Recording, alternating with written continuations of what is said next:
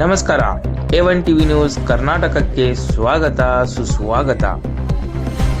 ನಿನ್ನೆಯ ದಿನ ಜಮಖಂಡಿಯ ಪೋಲೋ ಮೈದಾನದಲ್ಲಿ ಅಮನ್ ಕಮಿಟಿ ಜಮಖಂಡಿ ಇವರ ಒಂದು ಸಂಯುಕ್ತ ಆಶ್ರಯದಲ್ಲಿ ಶಾಂತಿ ಸೌಹಾರ್ದತೆ ಮತ್ತು ಸಮಾಜದ ಏಕತೆಯನ್ನು ಕಾಪಾಡಲು ಜಮಖಂಡಿಯಲ್ಲಿ ವಿಶ್ವವಿಖ್ಯಾತ ಕವ್ವಾಲಿ ಗಾಯಕರಾದ ಜನಾಬ್ ಅನೀಸ್ ಸಾಬ್ರಿ ದೆಹಲಿ ಇವರು ಪ್ರಪ್ರಥಮ ಬಾರಿಗೆ ಜಮಖಂಡಿಯ ಪೋಲೋ ಮೈದಾನದಲ್ಲಿ ಕವ್ವಾಲಿ ಕಾರ್ಯಕ್ರಮವನ್ನು ಯಶಸ್ವಿಯಾಗಿ ನಡೆಸಿದರು. ಈ ಕಾರ್ಯಕ್ರಮದಲ್ಲಿ ಪರಮಪೂಜ್ಯ ಶ್ರೀ ಆನಂದ ದೇವರು ಓಲೆಮಠ ಜಮಖಂಡಿ ಹಾಗೂ ಮಾಜಿ ಶಾಸಕರಾದ ಶ್ರೀ ಆನಂದ್ ನ್ಯಾಮಗೌಡ್ ಹಾಗೂ ಅಂಜುಮನ್ ಇಸ್ಲಾಂ ಕಮಿಟಿಯ ಅಧ್ಯಕ್ಷರಾದ ಡಾಕ್ಟರ್ ತೌಫೀಕ್ ಪಾರತ್ನಳ್ಳಿ ಹಾಗೂ ಹಾಫೀಜ್ ಯೂಸುಫ್ ಫಿರ್ಜಾದಿ ಅವರು ಹಾಗೂ ಮಾಮೂನ್ ಪಾರತ್ನಳ್ಳಿ ಅವರು, ರಾಜು ಗಸ್ತಿಯವರು, ನಜೀರ್ ಕಂಗ್ನೋಳಿಯವರು ಹಾಗೂ AR ಸಿಂಧಿ ಅವರು, ಇಸಾಕ್ ನಿಪ್ಪಾಣಿಯವರು, ಹಲವಾರು ಗಣ್ಯಮಾನ್ಯರು ವೇದಿಕೆ ಮೇಲೆ ಉಪಸ್ಥಿತರಿದ್ದರು. ಅಮನ್ ಕಮಿಟಿಯ ಎಲ್ಲ ಸದಸ್ಯರುಗಳು ಈ ಕಾರ್ಯಕ್ರಮವನ್ನು ಅತಿ ವಿಜೃಂಭಣೆಯಿಂದ ನಡೆಸಿಕೊಟ್ಟರು. ಕಾರ್ಯಕ್ರಮದಲ್ಲಿ ಉಪಸ್ಥಿತರಿರುವ ಜಮಖಂಡಿಯ ಎಲ್ಲ ಹಿರಿಯರಿಗೂ, ತಾಯಂದಿರಿಗೂ, ಸಹೋದರ ಸಹೋದರಿಯರಿಗೂ, ಎಲ್ಲ ಯುವ ಸ್ನೇಹಿತರಿಗೂ ಮತ್ತು ಎಲ್ಲ ಮಾಧ್ಯಮದ ಮಿತ್ರರಿಗೂ ಕೂಡ ನಾನು ನನ್ನ ನಮಸ್ಕಾರಗಳನ್ನು ಹೇಳಲಿಕ್ಕೆ ಬಯಸ್ತೇನೆ. ಬಂಧುಗಳೇ, ಇದು ಬಹಳ ಒಂದು ವಿಶೇಷವಾದಂಥ ಕಾರ್ಯಕ್ರಮ. ಬಹಳಷ್ಟು ಸ್ನೇಹಿತರು ನನಗೆ ಮನವಿ ಮಾಡ್ಕೊಂಡಾರ, ನೀವು ಇವತ್ತು ಕನ್ನಡದಲ್ಲಿ ಮಾತಾಡಬೇಡ್ರಿ, ಹಿಂದಿಯಲ್ಲಿ ಮಾತಾಡ್ರಿ, ಸಾಧ್ಯ ಆದಷ್ಟು ಉರ್ದುನಲ್ಲಿ ಮಾತಾಡ್ರಿ ಅಂತ ಹೇಳಿ ಮನವಿ ಮಾಡಿಕೊಂಡು, ಮೊನ್ನೆ ಟಿಪ್ಪು ಜಯಂತಿ ಕಾರ್ಯಕ್ರಮ ಆದಾಗೂ ಕೂಡ ಹಿಂದಿಯಲ್ಲಿ ಮಾತಾಡಬೇಕು ಅಂತ ಹೇಳಿ ನಾವೆಲ್ಲ ಇಸಾಕ್ ಭಾಯಿ ನಿಪ್ಪಾಣಿ ಅವರು, ಮಾಮೂನ್ ಪಾರತ್ನಳ್ಳಿ ಅವರು, ನಜೀರ್ ಭಾಯಿ ಕನ್ನೋಳಿ ಅವರೆಲ್ಲ ಮನವಿ ಮಾಡ್ಕೊಂಡಿದ್ರು. ಅವತ್ತು ನಾನು ಹೇಳಿದ್ದೆ, ಇವತ್ತು ಬೇಡ, ಮುಂದೆ ಇನ್ನೊಂದು ಕಾರ್ಯಕ್ರಮ ಆದಾಗ ನಾನು ಮಾತಾಡುವಂತ ಪ್ರಯತ್ನ ಮಾಡ್ತೀನಿ ಅಂತ ಹೇಳಿ. तो उसी के नाम पे आज मैं थोड़ा कुछ हिंदी में बात करना चाह रहा हूँ. इसमें थोड़ा कुछ भी ऊपर नीचे हुआ तो भी आप थोड़ा उसको संभाल लो, ठीक है. तो आज हम सभी यहाँ पे कव्वाली के कारण के तौर पे ये जो रूहानी माहौल इकट्ठा हुआ है, कव्वाली केवल संगीत नहीं है, ये कव्वाली एक इबादत है. यहाँ अरे भाई, ये तो अभी ट्रेलर है, ये पिक्चर तो अभी बाकी है. तो यहाँ कव्वाली जो है ये दिल से दिल जोड़ने का जरिया है. यह इंसान को खुदा से जोड़ने का काम करता है. तो इसी बात पे एक शायरी भी हो जाए तो होनी चाहिए ना. सुरों की जब इबादत होती है तो दिल में मोहब्बत होती है. सुरों की जब इबादत होती है तो दिल में मोहब्बत होती है. कव्वाली की हर एक तान में रब की इनायत होती है. ये जो कव्वाली है ये आजकल की परंपरा नहीं है. ये कव्वाली बहुत सदियों साल की परंपरा है. अभी जैसे तौफीक भाई ने बताया, बादशाह लोग इसको बहुत सुनाते थे. इसका कारण एक ही था कि मकसद एक ही था कि हम सब इंसान हैं, हमारे बीच में जाति धर्म कुछ नहीं रहना चाहिए, हम आदमी बन के एक को प्यार मोहब्बत से रहने का मकसद था इसके लिए. तो आज भी ये जो जमखंडी में कव्वाली का कार्यक्रम हो रहा है, इसका मकसद एक ही है कि हम इंसान बन के एक को एक चाहते हुए प्यार मोहब्बत से जीने का सीखना चाहिए करके एक ये कार्यक्रम बनाया हुआ है. तो जब मेरे को पूरा विश्वास है, आज अपना जो साबरी साहब यहाँ पे आके ये जो कव्वाली कार्यक्रम सुनाते हैं तो मुझे पूरा यकीन है कि वो अपने अल्लाह की शान से अपना कलम जो पेश करते हैं, मुझे पूरा विश्वास है यहाँ पे बैठे हुए सभी लोग अपना गम भूल जाते हैं।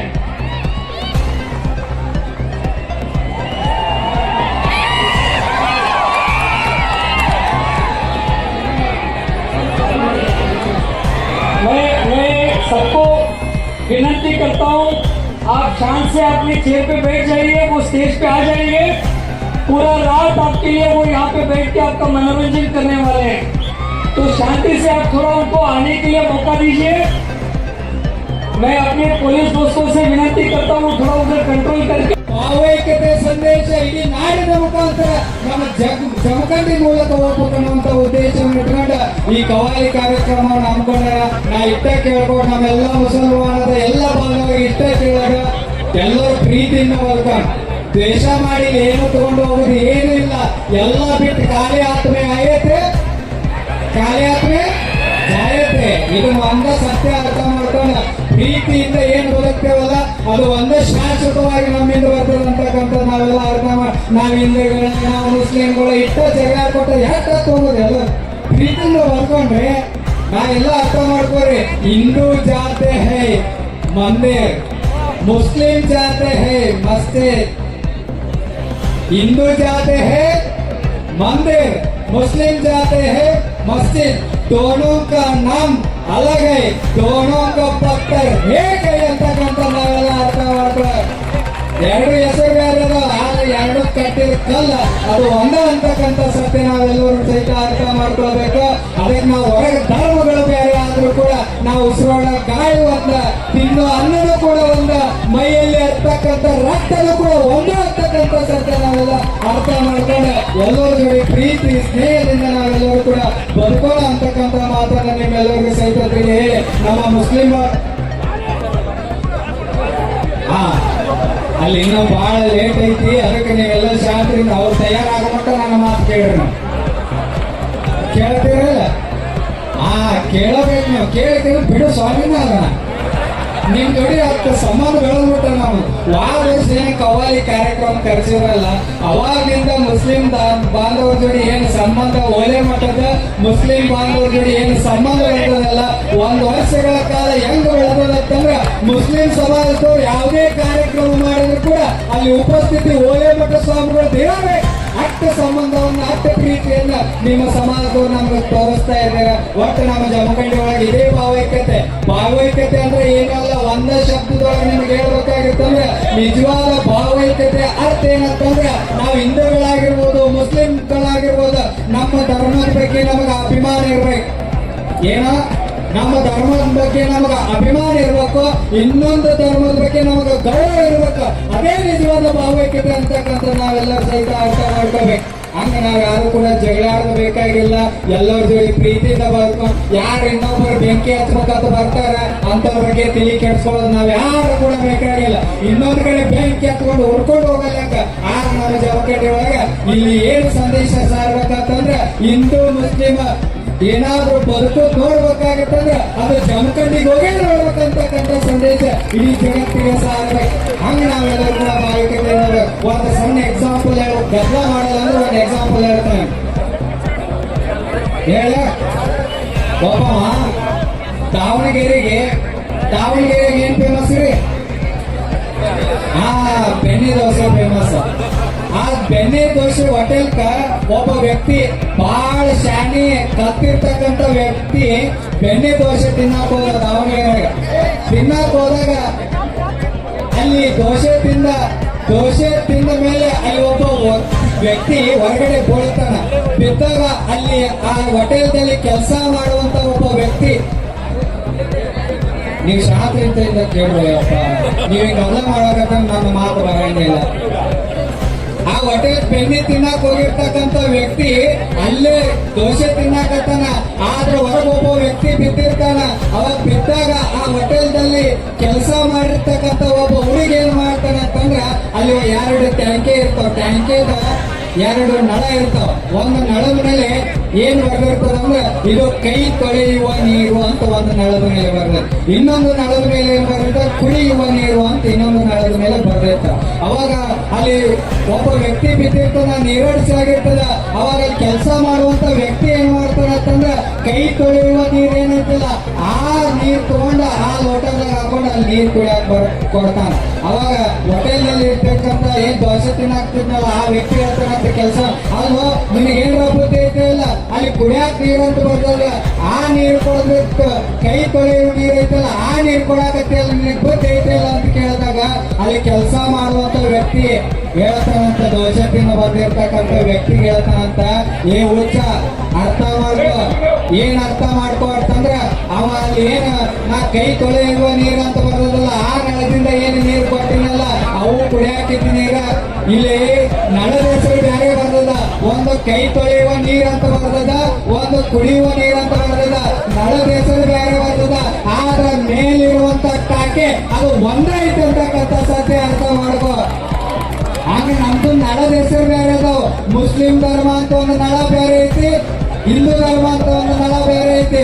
ಆದ್ರ ಮೂಲ ಸಬಕಾ ಮಾಲಿಕ್ ಏಕೆ ಅಂತಕ್ಕಂಥ ಸತ್ಯ ಅರ್ಥ ಮಾಡ್ಕೋರಿ.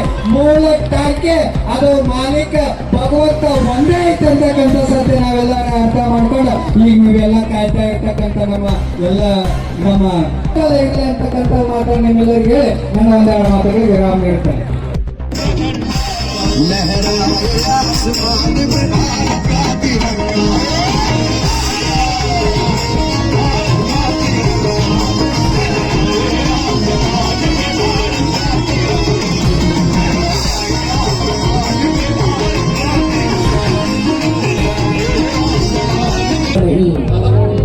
हम हैं स्मृति की धड़कन, ये हमारी जान है।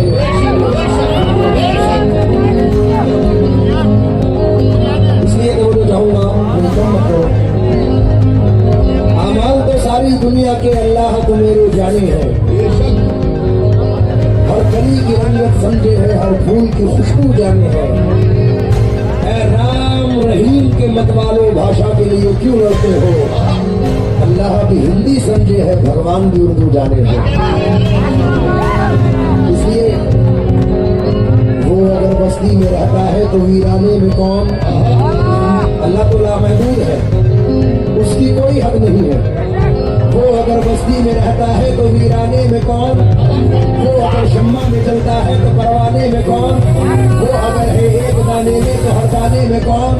वो अगर शीशे में पिघला है तो पैमाने में कौन? तुझे ढूंढा यहाँ, तू यहाँ न मिला, तुझे ढूंढा कहाँ?